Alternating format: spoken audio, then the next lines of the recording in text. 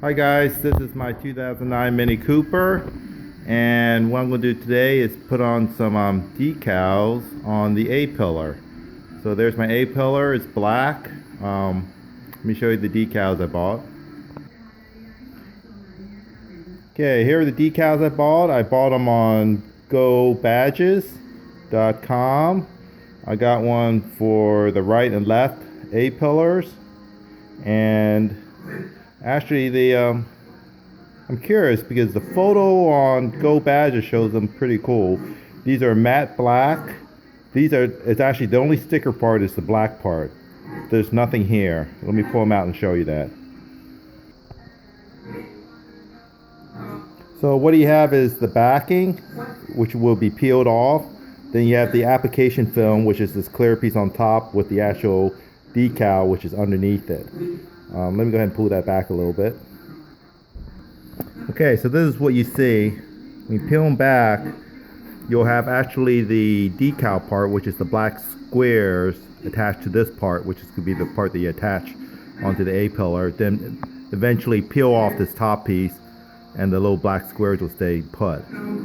So when you peel this off, you got to be careful to make sure that all the black pieces stick to the top piece and doesn't stick to the lower pieces of paper, lower piece of paper. So what I've been reading online is the key is to clean. Make sure it's clean. Hands are clean. The A-pillars are clean. So what I have is first going to clean it with some soapy water. Make sure to rinse that off with some clean water. Then clean it with 50% mixed with water, rubbing alcohol, 70%, and then rinse that off. Got some clean cloth, and then try applying it. So let me go ahead and clean the A-pillars. Okay, that's cleaning the A-pillar with soap and water, which makes it really shiny because I can see myself in it now. And you probably have to use your fingernail. I was finding all sorts of crap on it, and to be able to scrape it off with your fingernail. So next thing I'm going to do is clean it with the rubbing alcohol, mix 50% with 50-50 with water. Okay, finish cleaning it with the rubbing alcohol and rinsing it. Every time I use a new lint-free cloth, I have my rubber gloves on, so I don't want to get any of the oil from my hand back on that surface. So let's try the left pillar and see how this looks. And before I do both sides, I'll actually do the right pillar first. Okay, matching up, I need to use the left one that's labeled left because that's the way it lines up with this cutout toward the top, this curved cutout for it to work right. So I'm going to peel off the backing, the white piece, and making sure all the black squares are attached to the clear part on top. Okay, doing it nice and slow, I detached it. So you want to make sure your sticky side, which is facing up now, doesn't touch anything as you're doing that. So I have to do it in like mid-air, so make sure it doesn't brush up against anything because you don't get anything on it. So let me go ahead and apply that. They say to use something like a flat piece, like a credit card or something, to press it out to make sure you get out the air bubbles. But I have some other flat pieces of plastic, so I'll go ahead and use that. Okay, here it is. I applied it. This is where the decal is underneath it. This is no decal.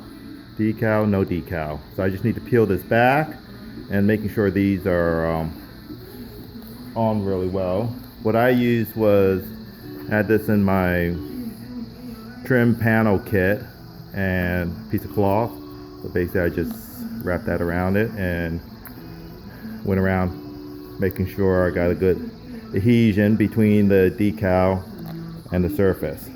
I probably could have been up maybe another 1/8 of an inch higher because I noticed the decal runs overlaps down here a little bit, so I either trim it with the X-Acto knife or just tuck it in. So let's go ahead and peel that back and see how it looks. Okay, this is what it looks like.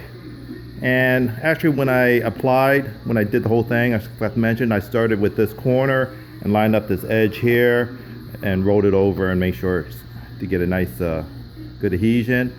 When I peeled it back, did it nice and slow to make sure it wasn't peeling off the sticker as I was peeling it from top to bottom. Then after I took off the clear piece, I went back in with my my cloth and my tool to just make sure that peeling it off did not raise any of these little edges around on the top as I was pulling it off. So to make sure I got good adhesion. Didn't have to trim the bottom here. It kind of tucked right underneath, so it went all the way down to the bottom. So probably copy about the same distance up here on the other side. So that's what it looks like on the left side. Basically you see a matte and a shiny. So let's do the other side and see how it looks. Okay, here's the other pillar on the driver's side completed. Matched it up pretty good to the other to the passenger side. So basically that's what it looks like. You got the matte black squares, which doesn't have any reflection, and which contrasts the A-pillar shininess, which makes it, you see a checkered pattern. So I'm not sure how long this will last in terms of these stickers, or if I'm going to end up just peeling them off eventually as they, how they're going to last and if they end up getting crappy looking.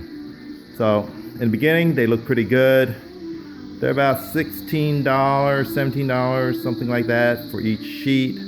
So the whole thing costs about $32, $33 to do that. At the same time, I got a new a badge for the front.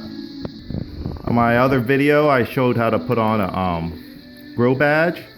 So I picked this one up from GoBadges, which shows that I've gone over 100,000 miles.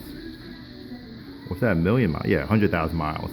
So my car has about 110,000.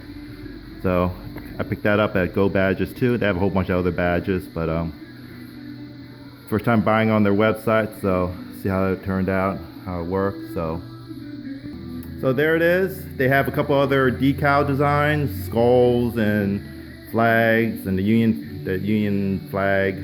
So I think they have a white version of this too, if you want a more contrast, checkered. So hope this video helps in adding a decal on your A-pillar. Thanks for watching.